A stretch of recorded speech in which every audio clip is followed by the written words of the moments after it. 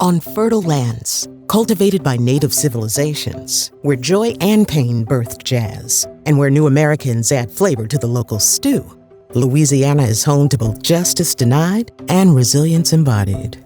Between the lines, you'll find a struggle for representation and self-determination. Like many states in the Deep South, Louisiana has a political history defined by race, a dominant white majority, and a cohesive Black minority. For years, many elections were held in single winner districts whose lines diluted the voices of Black voters. But since the 1980s, the Voting Rights Act has required that, at least when it comes to drawing voting districts, the Black minority cannot be completely shut out. Louisiana has 6 seats in the U.S. House of Representatives. For years, Black people only had a real shot of electing one of the state's 6 members of Congress, despite being 1/3 of the population, because of how the state legislature drew district lines. In 2024, Black voters sued under Section 2 of the Voting Rights Act, claiming that the map should be drawn so that they have a real chance to win a second seat. The courts agreed and required the state to draw a new map with 2 majority Black districts, where Black voters would have an opportunity to elect their candidates of choice. But this victory comes at a perilous time, with a Supreme Court that seems more interested in undermining the Voting Rights Act than protecting it. If the U.S. Supreme Court weakens the Voting Rights Act, that could result in a map with manipulated boundaries, leaving Black voters completely shut out of power. And it wouldn't stop there. Across the South, analysts project that somewhere between 12 and 19 Black and Latino opportunity districts could be dismantled if the Voting Rights Act is weakened. We already see this happening in Texas and North Carolina, where certain politicians chose dominance over fairness and brazenly redrew maps to dismantle at least 4 districts where Black and Latino voters had meaningful representation. This won't just affect Congress. Hundreds of districts where voters of color have a real chance to elect their favorite candidate to school board, city council, county commission, and the state legislature could be summarily torn apart. The Voting Rights Act as we know it would be gutted. The consequences for our country are clear. Fewer opportunities for Asian American, Black, Latino, and Native American voters to elect candidates of their choice, less influence over policy, and fewer elected officials who will represent the perspectives of people of color and stand up for racial justice. And when civil rights groups bring constitutional cases, map drawers will say, "We acted for partisan advantage, not because of race."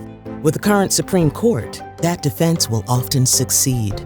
A political culture of domination is not a true democracy. So what do we do when majority rules means the winner takes all and the loser, in this case voters of color, get nothing? As the court grew more hostile to voting rights protections, in the 1990s, a visionary thinker, former NAACP LDF lawyer, and first woman of color to become a tenured professor at Harvard Law School named Lani Guinier urged us to consider a new electoral system, proportional representation. Proportional systems translate a group's share of votes into roughly its share of seats. In other words, 1/3 of votes should win 1/3 of seats in the legislature. Under our current winner-take-all system using single-winner districts, map drawers can squeeze some voters into one district and scatter others across districts, so that 1/3 of the people end up with 0 seats. But in a proportional system, it's much more difficult to gerrymander districts to dilute the power of voters of color. All over the world, proportional representation helps racially, religiously, and ethnically divided societies share power, rather than perpetuate a political culture of domination. There are a few different forms of proportional representation. Here are some examples that show how proportional systems can stabilize divided societies, protect minority voices, and promote power sharing. In South Africa, for example, voters choose a party, not a person. It's simple. If 1/3 of voters vote for a party, that party earns 1/3 of the seats in the legislature. The party determines which of their members will fill the seats. Similar to the U.S., South Africa inherited a winner-take-all single-member district system from its history as a British colony. After apartheid ended, Nelson Mandela and the African National Congress rejected that system and instead adopted proportional representation to ensure a stable, inclusive transition. The system helped guarantee that white South Africans, Black South Africans from different linguistic and tribal communities, and smaller groups like Indian and other non-white voters all retained voice and leverage in the national legislature. This form of proportional representation is called closed-list proportional representation because voters only pick a party, not individual candidates. So while the voters pick a party, the selection of individual candidates on each party's list is closed to voters. Closed-list proportional representation encouraged power sharing in South Africa and ensured every community has a stake in governing. In Chile, voters use a slightly different form of proportional representation. You vote for a candidate who is a member of a party, and that vote counts towards the party's overall total, which determines how many seats the party gets in the legislature. Those individual candidates from the party who win the most votes are awarded the party's seats in the legislature. This system is called open-list proportional representation because the selection of individual candidates on each party's list is open to voters. When Chile adopted this system in 2017, it replaced an older election method that had long favored party insiders and limited competition. The change opened the door for new voices. Grassroots and indigenous movements gained visibility, and for the first time, indigenous Mapuche women, Amelia Nollado and Araceli Lucan, won election to national office. By letting voters elevate candidates who truly reflected their communities, open-list proportional representation helped move Chile's legislature toward a body that better mirrors the country's regional, cultural, and indigenous diversity. New Zealand uses another form of proportional representation. In New Zealand, voters cast 2 votes, one for a local district representative, like our congressional races, and another for a political party. The results of the second vote determine the overall share of seats in the legislature for each political party. Those candidates who win the individual districts fill some seats in the parliament, and the rest of the seats are assigned to the parties so that they can select the office holders that will fill them so that the total composition of parliament is proportional to the party vote. If the Justice Party wins 1/3 of the party vote, it will win 1/3 of the total seats in the legislature. This form of proportional representation is called mixed member proportional because it elects a mix of members, some individual candidates from districts, and some selected based on party vote share. New Zealand adopted mixed member proportional in the 1990s to correct distortions created by winner-take-all elections. It has resulted in a more ethnically diverse national parliament and has amplified Maori representation through the rise of the Maori Party, as well as victories for Maori candidates in other major parties. Mixed member proportional has produced some of the highest levels of indigenous representation among democracies in the world and is credited with helping New Zealand achieve gender parity in Parliament in the early 2020s.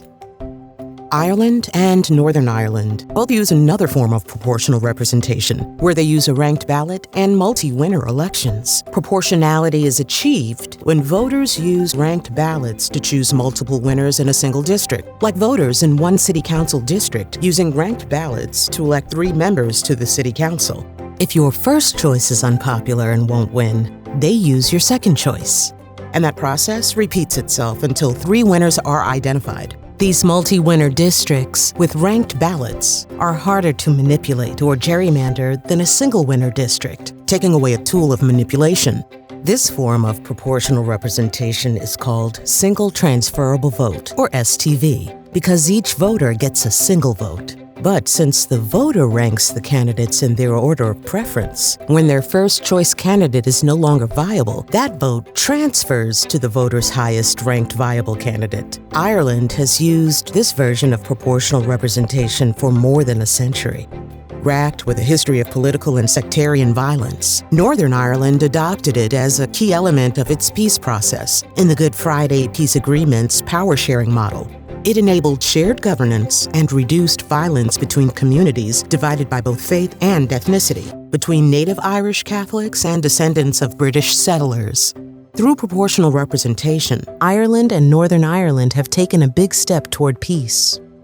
The lesson across these examples? The details differ, but the core is the same. A share of votes elects an equal share of seats in the legislature. So no one community has the ability to sweep all of the seats and lock minority populations out of power.